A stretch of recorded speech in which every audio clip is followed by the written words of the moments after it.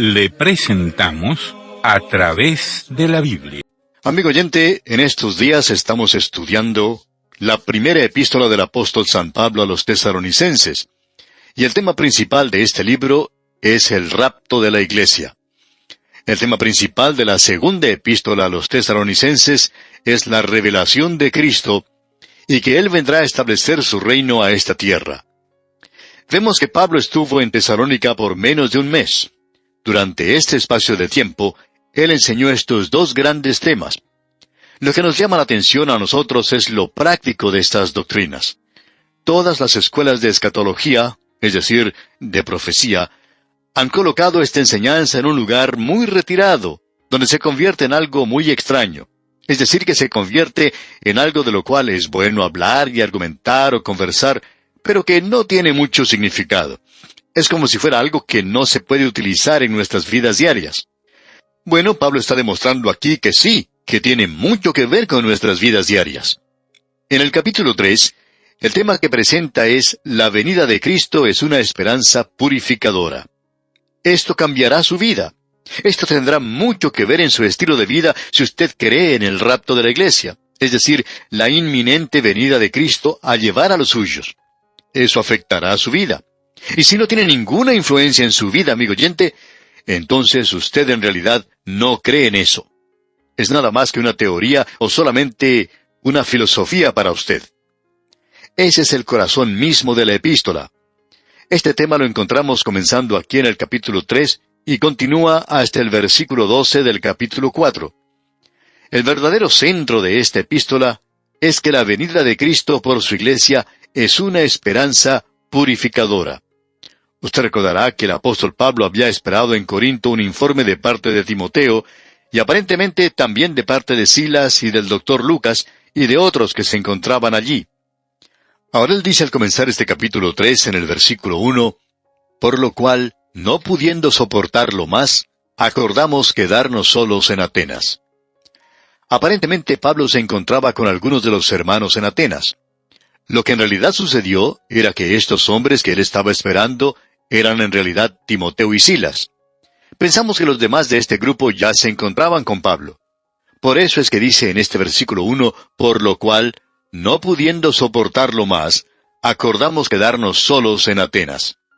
Aparentemente él envió a todos ellos de regreso, y fue entonces cuando Pablo pasó este tiempo solo. Las palabras con las cuales comienza este primer versículo del capítulo 3, por lo cual, es algo bastante importante por la forma en que comienza este capítulo. Usted recordará que él habló en el capítulo anterior de la relación familiar que existe en la iglesia. Él había sido como una madre para la iglesia, dijimos. Él había sido como un padre para ellos. Él era un hermano, y como un hermano, él los amó. Él les llevó al Señor Jesucristo. Ahora, al finalizar el capítulo anterior, él decía, vosotros sois nuestra gloria y gozo. ¿Cuándo? A la venida de Cristo. Y esa palabra, venida, es parusía. Sabemos que el apóstol Pablo utilizaba estos términos para la venida de Cristo en una forma alternada. Pero hay ocasiones en las cuales Pablo le da a esto un énfasis verdadero. Y parusía quiere decir aquí la aparición de Cristo. Y eso era naturalmente para los creyentes. Aquí se refiere entonces al tiempo cuando los creyentes recibirían su recompensa. Así que, entonces, estas palabras, por lo cual, que se encuentran al comienzo de este versículo 1, une a este capítulo 3 con el anterior. Él tenía mucho interés en ir a verlos y se sentía frustrado al tratar de ir a verlos, ya que Satanás le estaba estorbando. Pablo había tenido que partir de Tesalónica tan rápidamente que quedaron muchas cosas, enseñanzas, sin completar, y doctrinas que él no había tenido tiempo de desarrollar completamente. Ya vamos a observar una de estas más adelante. Y él no solo desea regresar, sino que también tenía dudas en cuanto al futuro de los creyentes allí. Y Pablo ansiaba consolarlos. Es decir, él demuestra lo que había mencionado al comienzo, ese trabajo de amor. Y amigo oyente, aquí tenemos un ejemplo del amor en acción. El amor no es solamente un afecto o simplemente una sensación muy agradable, cariñosa, cómoda, cálida que uno siente en su corazón. El amor busca el bienestar de otra persona. Esa es la forma en que usted expresa su amor por los demás. Usted busca su bienestar y en realidad uno hasta pone en peligro su propia vida por esa otra persona si uno en realidad la ama. Y Pablo dice en el versículo 2, y enviamos a Timoteo, nuestro hermano. Y aquí podemos ver que estamos todavía hablando acerca del hermano, servidor de Dios. Él es un ministro o servidor. De esta palabra servidor, nosotros tomamos la palabra diácono, que quiere decir precisamente eso, servidor. Y él es servidor de Dios y colaborador nuestro en el Evangelio de Cristo. Ahora, el Evangelio de Cristo es la esfera de servicio. Es decir que Pablo no es solamente un bienhechor. A veces se nos critica porque nuestro objetivo principal es el de esparcir la palabra de Dios. Ese es el aspecto primordial de nuestro ministerio. Los fundamentalistas somos criticados diciendo que no enfatizamos lo suficiente el aspecto social del Evangelio. Pues bien, amigo oyente, no ha existido nunca ningún movimiento social de envergadura que no haya estado basado en la predicación del Evangelio. Las leyes de trabajo en cuanto a los niños en Inglaterra fueron producto de las reuniones que tuvo ese gran evangelista Juan Wesley. También los sindicatos o movimientos laborales del día de hoy le deben mucho a Wesley, aun cuando ellos no reconocen eso hoy porque están tan lejos de su origen. Pero en realidad, esa es la base de todo gran esfuerzo social. Los hospitales fueron producto de la predicación de la palabra de Dios. Y si yo hago lo que debo hacer, entonces estas otras cosas llegarán a realizarse por sí mismas. Ya que, amigo oyente, cuando el hombre se lanza a realizar programas por sí mismo, como programas de bienestar para los demás, todo eso termina siendo una de las cosas más corruptas que pueda existir. ¿Y eso por qué? Porque no están basadas en el Evangelio de Cristo. Amigo oyente, esa es la esfera de servicio, y nunca hemos visto a un bienhechor que haga el bien. Nos podemos preguntar, ¿qué están haciendo de bueno los liberales? No hacen otra cosa sino promover y animar la inmoralidad y la lujuria. Ellos no han podido elevar a la humanidad, no han podido hacer que los jóvenes abandonen las drogas. Amigo oyente, nosotros predicamos el Evangelio de Cristo. Esa es nuestra esfera de servicio. Y Pablo dice aquí que Timoteo era un servidor y esa era la esfera de su servicio. Y amigo oyente, cuando uno hace eso, entonces como resultado natural habrá muchas cosas buenas que ocurrirán. ¿Y qué podemos decir de los así llamados bienhechores? La única crítica que oímos en cuanto a ellos es que nunca hacen bien. Y si hicieran el bien, entonces sería algo maravilloso, si estuvieran en realidad ayudando a la gente en el presente, dándoles una mano para levantarles. Pero eso no está ocurriendo. Quizá estemos mirando en la dirección equivocada, no lo sabemos. Notemos ahora lo que Pablo continúa diciendo aquí en la última parte del versículo 2. Para confirmaros y exhortaros respecto a vuestra fe. Ahora esa palabra que habla de confirmarlos es una palabra maravillosa. De paso, digamos que fue utilizada allá en el libro de Éxodo, cuando Moisés fue al monte y levantó sus manos en oración. Y cuando él hizo eso, el pueblo de Israel obtenía la victoria. Y aquí tenemos una gran lección espiritual. Leamos juntos lo que dice allá en Éxodo capítulo 17, versículo 12. Búscalo conmigo, por favor. Éxodo capítulo 17, versículo 12. Dice así: Y las manos de Moisés se cansaban, por lo que tomaron una piedra y la pusieron debajo de él, y se sentó sobre ella. Y Aarón y Hur sostenían sus manos, el uno de un lado y el otro de otro. Así hubo en sus manos firmeza hasta que se puso el sol. Aquí dice que ellos sostenían sus manos. Pues bien, esa es la misma palabra que se utiliza aquí en la primera epístola a los tesalonicenses, en cuanto a que Timoteo fue enviado para sostenerlos, para establecerlos, para confirmarlos. Y en el día de hoy, la gente necesita ser confirmada en la fe. Y esta palabra que tenemos aquí de exhortar, quiere decir animar. Pablo había enviado a Timoteo a Tesalónica para que él los confirmara, los exhortara, los consolara o que los animara en la fe. Y luego leemos en el versículo 3, a fin de que nadie se inquiete por estas tribulaciones, porque vosotros mismos sabéis que para esto estamos puestos. Aquí tenemos una declaración maravillosa, y es algo difícil para nosotros. Él dice aquí, y permítame desmenuzar un poco esto y observar lo que aquí dice. Él dice que nadie se inquiete por estas tribulaciones. Esta palabra tribulaciones se refiere a las presiones, las tensiones. Y luego él dice algo que es verdaderamente sorprendente. Porque vosotros mismos sabéis que para esto estamos puestos. Esto quiere decir que usted y yo vamos a pasar a través de tempestades en este mundo. Pero son cosas temporales. Nosotros no nos podemos escapar de ellas. Se nos ha presentado muy claramente en la palabra de Dios que usted y yo vamos a tener dificultades y problemas aquí. Y Pablo quiere que estos creyentes de Tesalónica se mantengan firmes por el Señor en medio de esas tribulaciones. Amigo oyente, si usted es un creyente, usted no puede escapar a los problemas y dificultades.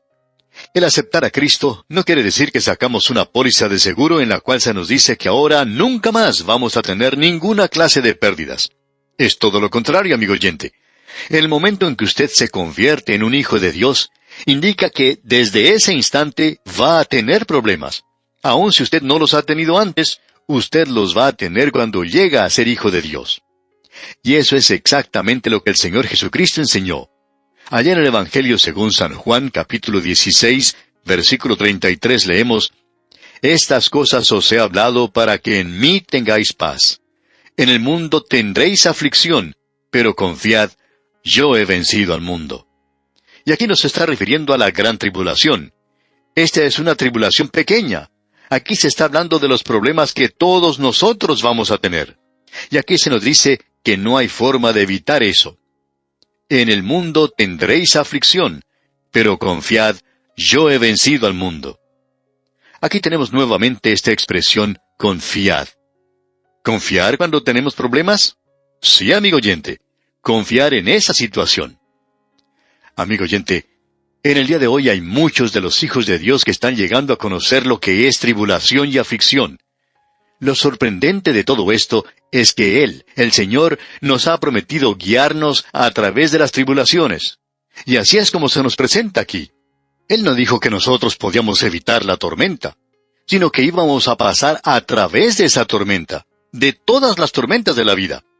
Lo que Él dijo, y lo dijo muy dogmáticamente, es que nosotros llegaríamos a puerto seguro, porque cualquier embarcación, por más pequeña que sea, si Él se encuentra a bordo, no va a naufragar, no se va a hundir, va a llegar a la ribera. Y nosotros nos encontramos en ese proceso de pasar al otro lado. Pablo reforzó esto también en su segunda epístola a Timoteo, capítulo 3, versículo 12, donde dice, «Y también todos los que quieren vivir piadosamente en Cristo Jesús, padecerán persecución». Y por cierto que no deja lugar a dudas la forma en la cual se expresa el apóstol Pablo aquí. En base, pues, a lo que acabamos de leer, quisiéramos preguntarle, amigo oyente, siendo usted un hijo de Dios, ¿nota que el cielo está muy despejado para usted? ¿Que no tiene ninguna nube? ¿Que el mar de esta vida se encuentra completamente en calma para usted? ¿Todo es tranquilidad y las cosas se desarrollan sin ningún inconveniente para usted? Amigo oyente, si es así, entonces podría dudar de su salvación. Pero si usted está experimentando dificultades y problemas hoy, y está sintiendo las presiones y tensiones de la vida, entonces esa es una de las señales de que usted es hijo de Dios. Hemos notado que los hijos de Dios sufren mucho en la actualidad. Y una de las cosas más maravillosas de todo esto es que esto es algo temporal nada más. Usted va a poder pasar a través de esto. Volviendo ahora a la primera epístola del apóstol Pablo a los tesalonicenses, leemos aquí en el capítulo 3, versículo 4, «Porque también, estando con vosotros, os predecíamos que íbamos a pasar tribulaciones, como ha acontecido y sabéis». Esta palabra, tribulación, es la misma palabra que aflicciones. Como ya hemos dicho anteriormente, la iglesia no va a pasar a través de la gran tribulación, pero sí pasará a través de una pequeña tribulación. Todos nosotros vamos a tener pequeños problemas y tribulaciones aquí, y es con un propósito. ¿Por qué? Como ha acontecido y sabéis. Y en el versículo 5 continúa diciendo, «Por lo cual también yo, no pudiendo soportar más, envié para informarme de vuestra fe, no sea que os hubiese tentado el tentador y que nuestro trabajo resultase en vano. Bien, el tentador aquí no es ningún otro sino Satanás. Ya hemos visto esto anteriormente. En el versículo 18 del capítulo 2 él dice, pero Satanás nos estorbó. Pablo está diciendo, él me está causando dificultades y yo sé que él les puede causar dificultades a ustedes allí. Es decir, que las tribulaciones prueban la genuinidad de la moneda del creer. Alguien ha dicho que los problemas y las dificultades son la prueba de ácido de la genuinidad de la moneda del creer. Amigo oyente, hay muchas monedas falsas y también hay muchos creyentes falsos hoy. Lo que revelará la genuinidad de su fe es el ver si usted puede o no puede soportar la tribulación. Las dificultades revelan la genuinidad del creyente, y esta es la ocasión de su regocijo.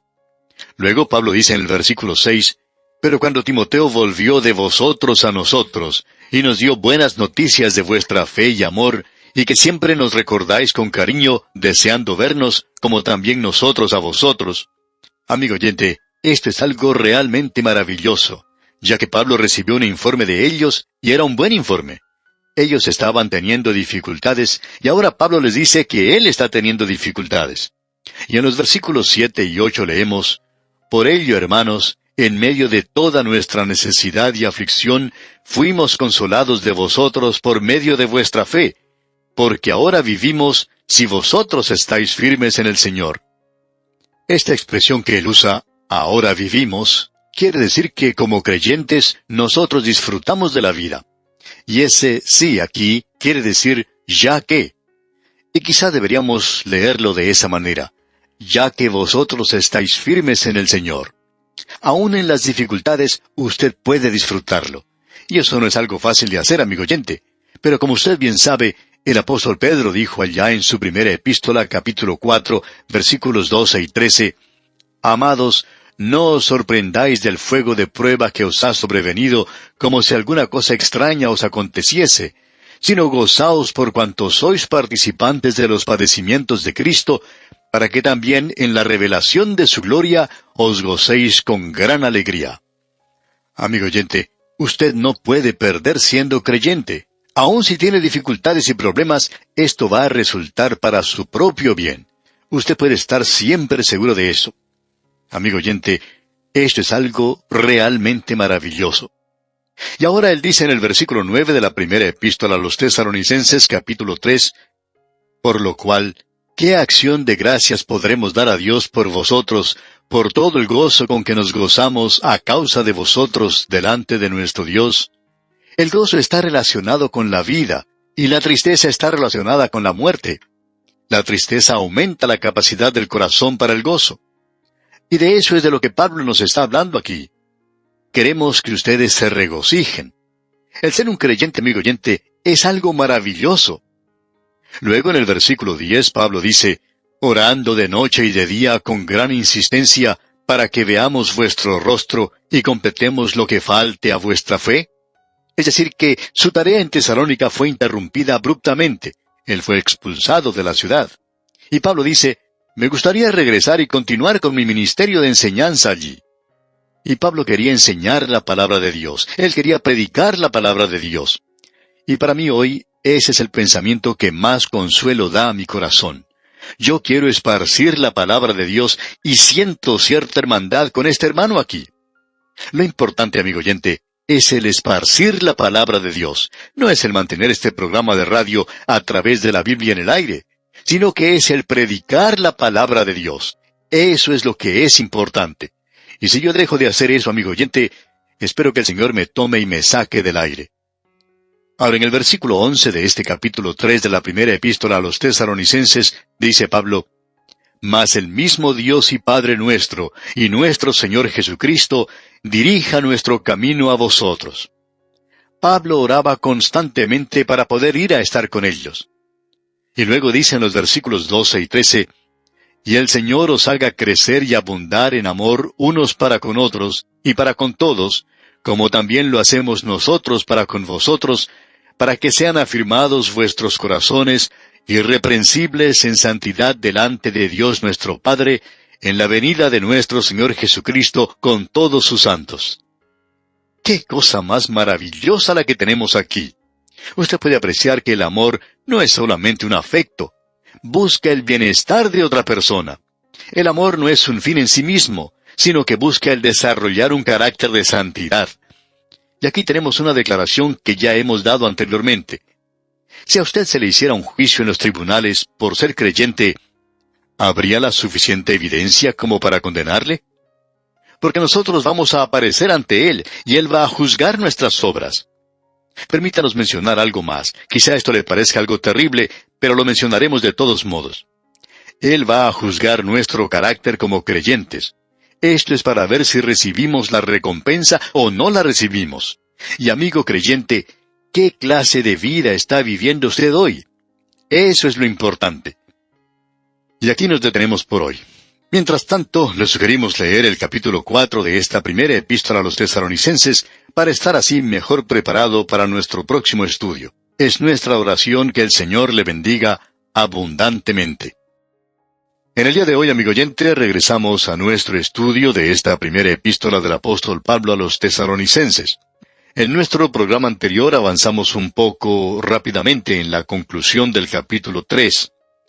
Leímos el versículo 13 y eso lo hicimos, realmente demasiado rápido, así es que creemos que sería bueno leer nuevamente este último versículo del capítulo 3, el versículo 13. Allí dice, para que sean afirmados vuestros corazones, irreprensibles en santidad delante de Dios nuestro Padre, en la venida de nuestro Señor Jesucristo con todos sus santos. Aquí parecería indicar, y creemos que con esto están de acuerdo la mayoría de los eruditos, que los santos van a venir con Cristo cuando Él regrese a la tierra para establecer su reino. Ahora, si usted no está de acuerdo con esto, pues no vamos a entrar a discutir esto hoy. Pero creemos que la mayoría de nosotros está de acuerdo con esto. Esto parecería indicar que Él no recompensa a los suyos hasta esa oportunidad, cuando Él venga a la tierra para establecer su reino. Y muchos de nosotros creemos que tenemos que estar ante el tribunal de Cristo antes de este acontecimiento. Es decir que, cuando Él arrebate a la iglesia de este mundo, el mundo entra al período de la gran tribulación. Luego, Él regresa al final del período de la gran tribulación. Así es que, nos preguntamos, naturalmente, ¿cuándo es que nos va a presentar irreprensibles en santidad delante de Dios nuestro Padre? ¿Ocurre esto cuando Él arrebata a la iglesia? ¿O ocurrirá cuando Él venga a la tierra a establecer su reino? Y eso depende de la expresión que tenemos aquí, en la venida de nuestro Señor Jesucristo con todos sus santos. Esta palabra venida es una palabra muy interesante. A veces es traducida por una palabra griega, otras veces es traducida por una segunda palabra griega, y aún otras veces por una tercera palabra griega. Una de las palabras que se utiliza es epifanea. De allí es de donde nosotros sacamos la palabra epifanía. En realidad, amigo oyente, la primera venida de Cristo fue una epifanía. Se nos dice allá en la epístola a Tito, capítulo 2, versículo 11, porque la gracia de Dios se ha manifestado para salvación a todos los hombres. Allí también tenemos esta palabra. Cuando Él vino por primera vez, fue una manifestación visible. Y eso es lo que en realidad esta palabra quiere decir. Indica una aparición y una manifestación visible del Señor. Y Él vino en persona hace más de 2000 años como un niño que nació en Belén. Y esa fue una epifanía, su presencia al venir Él a este mundo. De paso, digamos que esta es una gran palabra, y que se puede utilizar para indicar la primera venida del Señor Jesucristo. O también se puede utilizar para su segunda venida, cuando Él arrebate a su iglesia de este mundo, o cuando venga para establecer su reino. Porque todas ellas, estas tres, serán manifestaciones visibles, apariciones o la presencia del Señor Jesucristo. Ahora, la segunda palabra que se utiliza es apocalipsis. Esa es la misma palabra que se usa para el libro de Apocalipsis, revelación. Esa es la palabra en griego, apocalipsis, y significa descubrimiento. De modo que, cuando Él vino hace más de 2000 años, uno no podía llamar a eso un descubrimiento en el sentido de demostrar o quitar el velo, porque su gloria estaba velada para la carne humana. de la misma manera en que la gloria Shekinah estaba oculta, por así decirlo, en el lugar santísimo del tabernáculo antiguo, y sólo el sumo sacerdote entraba a ese lugar. Y cuando el Señor Jesucristo estuvo aquí anteriormente, su gloria no fue demostrada totalmente. Él se presentó en carne humana, pero cuando Él venga nuevamente, entonces se manifestará visiblemente. Así es que esta palabra se utiliza para su segunda venida. La tercera palabra que se utiliza representando esto aquí es parusía, y eso significa sencillamente presencia. Esa es una palabra que es formada del verbo ser, es decir, usea, y para, que quiere decir estar presente. En realidad, esa es la mejor palabra para indicar estar presente. Y se traduce generalmente para referirse a la venida de Cristo, y así es como es traducida aquí. Indica una presencia. Y eso es todo lo que significa. Para aclarar esto, creemos que conviene que leamos lo que nos dice el apóstol Pablo en su epístola a los Filipenses, capítulo 2, versículo 12, donde dice: Por tanto, amados míos, como siempre habéis obedecido, no como en mi presencia solamente, sino mucho más ahora en mi ausencia, ocupaos en vuestra salvación con temor y temblor. Y aquí tenemos esta palabra nuevamente. Es decir, Pablo estaba presente. Entonces, ¿qué es lo que quiere decir esta palabra venida o presencia? Bueno, cuando alguien viene, siempre se dice o se hace referencia a su presencia. Por ejemplo, cuando se presenta a una persona que va a dar un discurso, se dice que uno está contento por su presencia en ese lugar. Pues bien, nosotros vamos a estar presentes con el Señor en el mismo instante en que seamos tomados para encontrarnos con Él en el aire. Él nos va a llevar a nuestro hogar en la gloria, al lugar que Él ha preparado para nosotros. Y esta palabra venida aquí no se refiere necesaria o específicamente a la venida de Cristo con sus santos a la tierra, sino a la venida al cielo, cuando ellos estarán en la presencia del Padre. Creemos que hay este mismo pensamiento en el capítulo 2 de la primera epístola a los Tesalonicenses que estamos estudiando, en el versículo 19, donde Pablo dice: Porque ¿cuál es nuestra esperanza, o gozo, o corona de que me gloríe? ¿No lo sois vosotros delante de nuestro Señor Jesucristo en su venida? Literalmente tenemos aquí, delante de nuestro Señor Jesucristo en su presencia. Aquí podemos apreciar ese significado en particular, y quiere decir que nosotros vamos a estar en su presencia en esa época en particular, y no se refiere específicamente a su venida. Él ya ha tomado, ya ha arrebatado a su iglesia de este mundo, y ya nos encontramos en su presencia. Creemos que esto debería aclararse completamente porque hay personas que han hecho demasiado de esto mencionado aquí, sin llegar a reconocer el significado de esta palabra en particular que se usa aquí.